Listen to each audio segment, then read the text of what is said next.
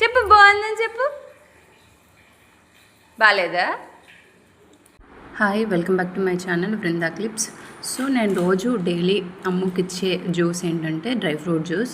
So ఇందులో నేను జీడిపప్పు అండ్ బాదం అండ్ వాల్నట్స్ అండ్ కిస్మిస్ అండ్ డేట్స్ ఇవన్నీ నానపెట్టేసి నైట్లో, ఓన్లీ బాదం నైట్ నానపెడతాను, మార్నింగ్ ఇవన్నీ నానపెట్టేసి సో అవి పాలల్లో కలిపి అమ్మకు జ్యూస్ ఇస్తాను. అమ్మకు కన్నకి ఈ జ్యూస్ తాగడం వల్ల పిల్లలు మంచి హెల్తీగా ఉంటారు, మంచి ప్రోటీన్ కూడా అందుతుంది వాళ్ళకి.